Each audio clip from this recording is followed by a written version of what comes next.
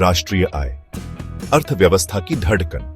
यह किसी देश की आर्थिक गतिविधियों का सबसे महत्वपूर्ण संकेतक है। राष्ट्रीय आय एक देश की आर्थिक सेहत का आईना होती है। यह देश की आर्थिक स्थिति को स्पष्ट रूप से दर्शाती है।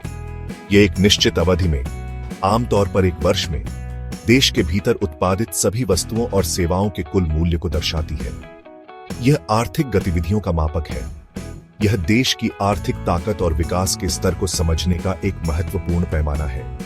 यह आर्थिक प्रगति का सूचक है। उच्च राष्ट्रीय आय का अर्थ है अधिक उत्पादन, अधिक रोजगार और बेहतर जीवन स्तर। यह नागरिकों की समृद्धि को दर्शाती है। यह सरकार को शिक्षा, स्वास्थ्य और बुनियादी ढांचे जैसे महत्वपूर्ण क्षेत्रों में निवेश करने में मदद करती है, जिससे देश का सर्वांगीण विकास होता है। यह निवेश भविष्य की नींव रखता है। इसीलिए राष्ट्रीय आय का महत्व केवल आर्थिक आंकड़ों तक सीमित नहीं है, बल्कि यह देश के सामाजिक और आर्थिक विकास का भी प्रतीक है। यह समाज की प्रगति का दर्पण है। भारत में राष्ट्रीय आय की गणना एक ऐतिहासिक झलक। भारत में राष्ट्रीय आय की गणना का इतिहास काफी पुराना है। सबसे पहले 1868 में दादा भाई नौरोजी ने अपनी पुस्तक poverty and un British rule in India में भारत की राष्ट्रीय आय का अनुमान लगाया था। आजादी के बाद 1948 में राष्ट्रीय आय समिति की स्थापना की गई, जिसके अध्यक्ष प्रोफेसर पीसी महालनोबिस थे। इस समिति ने राष्ट्रीय आय की गणना के लिए वैज्ञानिक तरीके अपनाने की सिफारिश की।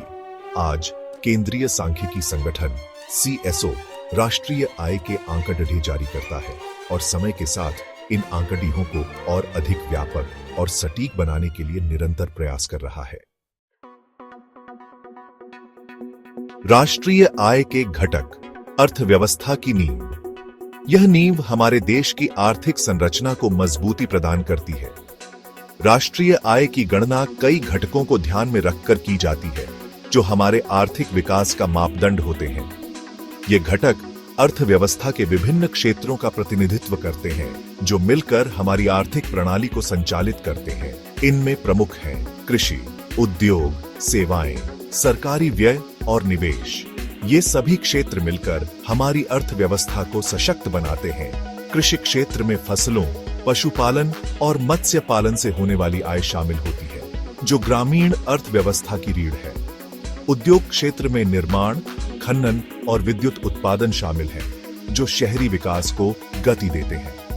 जबकि सेवा क्षेत्र में परिवहन, संचार, बैंकिंग और पर्यटन जैसी सेवाएं शामिल हैं, जो हमारी जीवन शैली को सुगम बनाते हैं। सरकारी व्यय में शिक्षा, स्वास्थ्य और रक्षा पर किया गया खर्च शामिल है, जो सामाजिक कल्याण और सुरक्षा सुनिश्चित करता है। जबकि निवेश से तात्पर्य नए कारखानों, मशीनों और बुनियादी ढांचे के विकास पर किए गए खर्च से है, जो भविष्य की संभावनाओं को उजागर करता है। इन सभी घटकों का योगदान राष्ट्रीय आय के आंकड़े को निर्धारित करता है, जो हमारे आर्थिक स्वास्थ्य का प्रतिबिंब है। जीडीपी या सकल घरेलू उत्पाद राष्ट्रीय आय का एक महत्वपूर्ण मापदंड है। यह एक देश की आर्थिक सेहत का एक व्यापक संकेतक है। यह एक निश्चित अवधि में, आमतौर पर एक वर्ष में, एक देश की सीमा के भीतर उत्पादित सभी अंतिम वस्तुओं और सेवाओं के कुल मूल्य को मापता है। यह आर्थिक गतिविधियों का एक समग्र दृष्टिकोण प्रदान करता है। जीडीपी की गणना 3 प्रमुख क्षेत्रों के आधार पर की जाती है: प्राथमिक, द्वितीयक और तृतीयक। ये क्षेत्र मिलकर अर्थव्यवस्था की संरचना को दर्शाते हैं। प्राथमिक क्षेत्र में कृषि, वानिकी और मत्स्य पालन जैसे प्राकृतिक संसाधन आधारित उद्योग शामिल हैं। यह क्षेत्र ग्रामीण अर्थव्यवस्था का मुख्य आधार है। द्वितीयक क्षेत्र में निर्माण और विनिर्माण जैसे औद्योगिक उत्पादन शामिल हैं। यह क्षेत्र औद्योगिक विकास और रोजगार सृजन में महत्वपूर्ण भूमिका निभाता है। तृतीयक क्षेत्र में व्यापार, परिवहन, संचार और वित्तीय सेवाओं जैसे सेवा उद्योग शामिल हैं। यह क्षेत्र सेवा आधारित अर्थव्यवस्था का प्रतिनिधित्व करता है। जीडीपी का विश्लेषण करके हम अर्थव्यवस्था के विभिन्न क्षेत्रों के प्रदर्शन और समग्र आर्थिक विकास की दर को समझ सकते हैं। यह नीति निर्माताओं को सूचित निर्णय लेने में मदद करता है। राष्ट्रीय आय और जीडीपी के आंकड़े सरकार के लिए नीति निर्माण के महत्वपूर्ण आधार होते हैं। इन आंकड़ों का उपयोग करके सरकार अर्थव्यवस्था की स्थिति का आकलन करती है और उसके अनुसार नीतियां बनाती है। उदाहरण के लिए, यदि जीडीपी वृद्धि धीमी है तो सरकार अर्थव्यवस्था को गति देने के लिए राजकोषीय और मौद्रिक नीतियों में बदलाव कर सकती है।